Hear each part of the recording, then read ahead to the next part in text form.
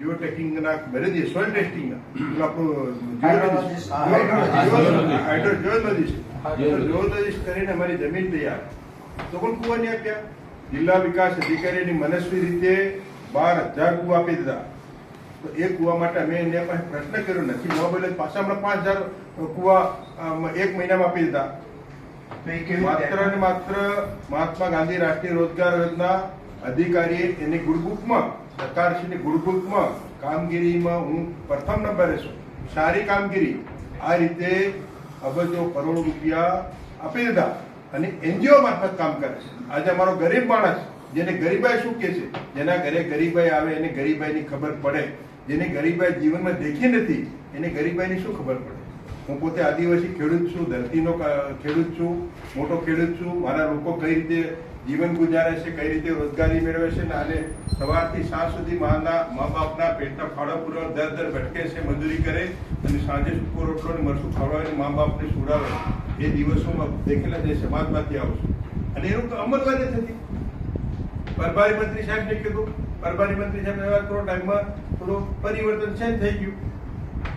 આનું કશું નથી અને ડીડીઓ કોઈ મિટિંગમાં આવતો પણ નથી, ખાલી આવતા સાપ્તાહમાં રહે છે અને અમને કોઈ જાતનો સંકલન પણ નથી ધારાસભ્યનો. ધારાસભ્ય એટલે કઈ બાજુ મૂળ સમજે છે? ધારાસભ્ય અમે પણ 3.5 લાખ પ્રજાના પ્રતિનિધિ છે. કશું નહીં સાહેબ, કશું સમન્વય બેઠક નથી થતી. નહીં, સંકલન વસ્તુ અલગ છે, કામનું રિવ્યુ બેઠક વસ્તુ અલગ છે. આયોજનના કામોનું વર્કિંગ, એની મેનેજમેન્ટ, એની ચર્ચા અને સમન્વય થવું જોઈએ. માન્ય કલેક્ટર સાહેબ, એ સમન્વય થતું નથી. માન્ય સંસદ સભ્ય સાહેબને, માન્ય મંત્રી સાહેબને બ્રીફ કરવાથી કામ થવાનું નથી. દાહોદ જિલ્લો ગરીબ છેવાડાનો જિલ્લો છે, ટ્રાઇબલ જિલ્લો છે અને સરકાર, ભારત સરકાર રાજ્ય અનેકવિધ યોજનાઓ નાખે છે અને યોજનાઓ થકી ગરીબોનો વિકાસ માટે ગ્રાન્ટો આપે છે.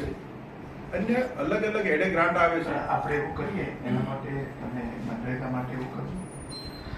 આજે ડીડીઓ રાજા ઉપર છે. માન્ય મંત્રી સાહેબ, ડીઆરડીએ છે તો એમને પૂછી લે. માન્ય પ્રભારી સાહેબ એવું છે, અધિકારીઓને એવું છે, અધિકારી શાસન ચલાવે છે. ધારાસભ્યનો કોઈ પ્રોટોકોલ પણ ચલાવતા નથી.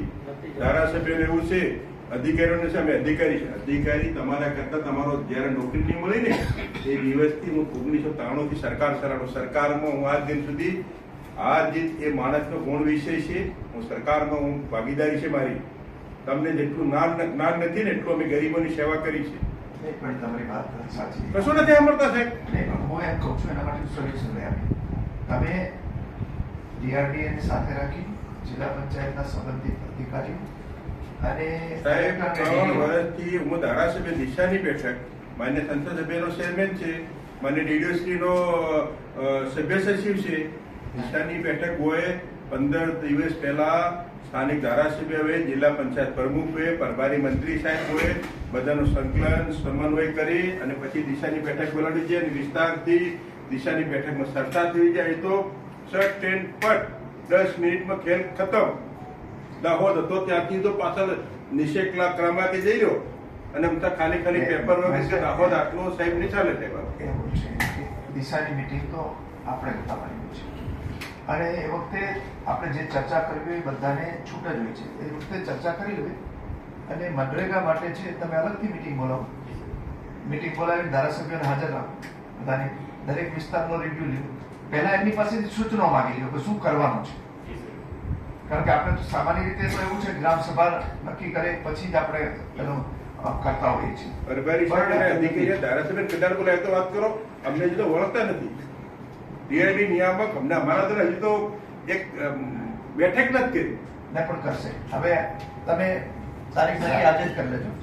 આજે તારીખ નક્કી કરી અને તમને ધારાસભ્યોને એને સંબંધિત અધિકારીઓ અને તાલુકા પંચાયતના પ્રમુખને હાજર રાખો. કારણ કે એમાં તાલુકા પંચાયત આવતા હોય છે, એને રાખો અને એના સૂચનો પહેલાથી માગી લો કે તમારા સૂચનો એ આપો અને પછી આપણે નક્કી કરો. પ્રભારી સાહેબ પ્રશ્નો ઉભા થવાનું કારણ અધિકારી જ છે.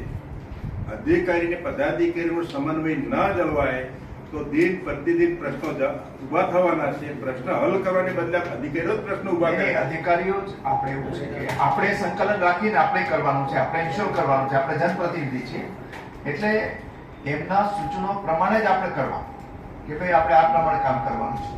તો સૂચનો પહેલેથી મગાવી લો.